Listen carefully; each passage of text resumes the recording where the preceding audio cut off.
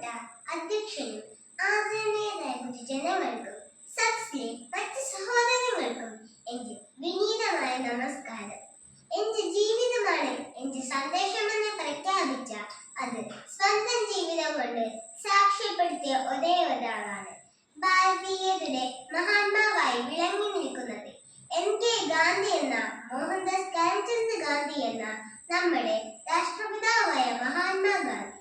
സമാനതകൾക്കിട നൽകാത്ത അനുപമ വ്യക്തിത്വത്തിന്റെ അനന്യത കൊണ്ടാണ് നാം അദ്ദേഹത്തെ ഒരേയൊരു മഹാത്മജിയായി ഹൃദയത്തിൽ വെച്ചിരുന്നത്.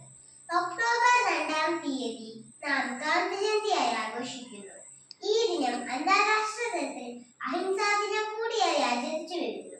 അഹിംസയെ ജീവിത നിയമമായി സ്വീകരിച്ച ഗാന്ധിജിയെ ലോകചരിത്ര അനുകരിക്കുന്നതിന്റെ പ്രതീകമായാണ് ഐക്യരാഷ്ട്രസഭയുടെ പൊതുസഭ 2007 ജൂൺ 15-ന് ഗാന്ധിജിയുടെ ജന്മദിനം ഈ വിധത്തിൽ കൊണ്ടാടാൻ ഐക്യകണ്ഠേന തീരുമാനിച്ചത്.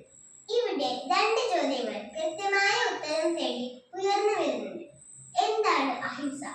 ആരാണ് ഗാന്ധി? ധീരത്വത്തിന്റെ മൂടുപടമല്ല, ധീരന്റെ സമന്നതമായ ധർമ്മമാണ് അഹിംസ. ആയുധ പരിശീലനത്തിന് ആവശ്യമായതിനേക്കാൾ കൂടുതൽ ധീരത അഹിംസാ പരിശീലനത്തിന് ആവശ്യമാണ്. ആയുധ പ്രയോഗത്തിൽ നിന്ന് അഹിംസയിലേക്കുള്ള പരിവർത്തനം സാധ്യമാണ്. ചിലപ്പോഴൊക്കെ അത് നിഷ്പ്രയാസവുമായിരിക്കും. ഗാന്ധിജി സ്വന്തം പത്രമെന്ന യങ് ഇന്ത്യയിൽ പ്രസിദ്ധീകരിച്ചതാണ് ഈ നിർവചനം. പല സന്ദർഭങ്ങളിലും അഹിംസയെക്കുറിച്ച് കൃത്യമായ വാഗ്ദാനങ്ങൾ അദ്ദേഹം നൽകിയിട്ടുണ്ട്. അഹിംസ ധീരതയുടെ പരമകാഷ്ഠയാണ്.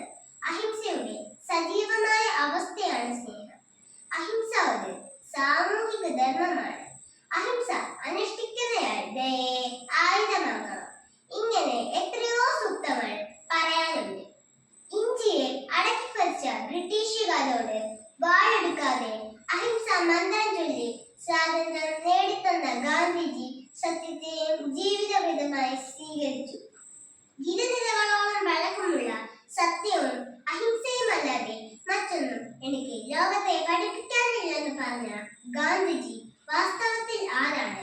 അദ്ദേഹമാണ് അഹിംസയുടെ ആരൂപമായി വിശേഷിപ്പിക്കുന്ന നമ്മുടെ പ്രിയങ്കരനായ മഹാത്മാഗാന്ധി. സത്യം തേടിയുള്ള ഒരു യാത്രയായിരുന്നു ആ ജീവിതം. രാജ്യങ്ങൾ തമ്മിൽ യുദ്ധങ്ങളും ആഭ്യന്തര കലഹങ്ങളും കൊണ്ട് അന്തരീക്ഷം കലുഷിതമായപ്പോൾ മഹാത്മാഗാന്ധിയുടെ അഹിംസ മാത്രമാണ് ലോക സമാധാനത്തിനുള്ള മാർഗമെന്ന് തിരിച്ചറിയാൻ കഴിയുന്ന ഐക്യരാഷ്ട്രസഭയുടെ വിവേകം. ലോകത്തിനു നന്മയായി മാറണം. ഗാന്ധി ജയന്തിയും അഹിംസാ ദിനവും ആചരിക്കുമ്പോൾ ഒരേയൊരു മഹാത്മാജിയുടെ സന്ദേശങ്ങൾ നമുക്ക് ഹൃദയത്തിൽ സൂക്ഷിക്കാം, ജീവിത വൃന്ദാവിൽ പ്രാവർത്തികമാക്കാം.